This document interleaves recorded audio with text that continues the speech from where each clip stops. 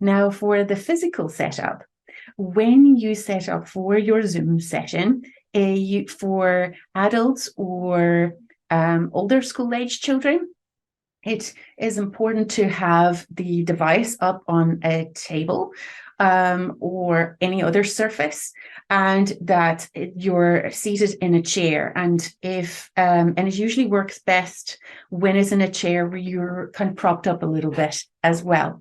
The reason for that is partly so that it's easier to focus after a certain period of time, but also that your camera needs to be angled to be able so that we can see your face. It is very important in speech therapy that we are able to see your mouth.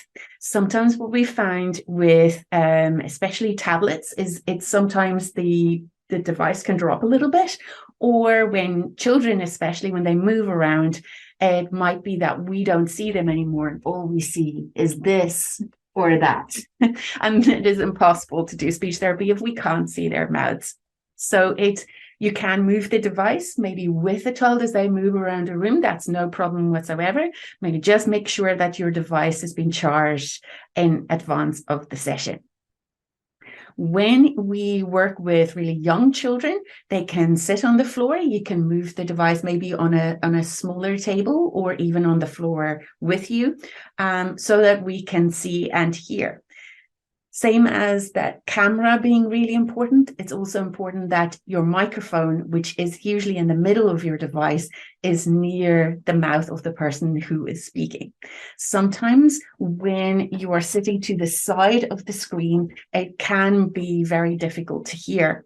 And it is very important that somebody is kind of centered in the middle of the screen. So if let's say we have two people, we have maybe a parent and a child. If the parent's sitting to the side of the screen and basically off screen, parent just needs to lean in and show us as well.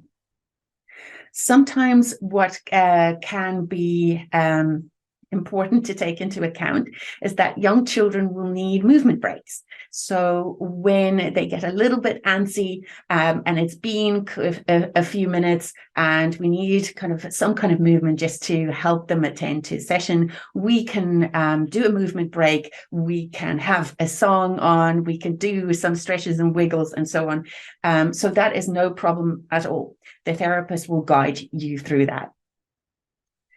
It is very important with children that a parent is always present. That is so that you can assist if there are any technical issues, but it's also just the same as in-person sessions, really important that you know exactly what we're doing so that you can practice at home. Sometimes with older children or with teenagers, a parent can maybe be in another room as long as it's nearby, and as long as the parent has their phone with them, so that if there's any issues, let's say with Wi-Fi or any other issues, that we can text the parent or phone the parent for some assistance.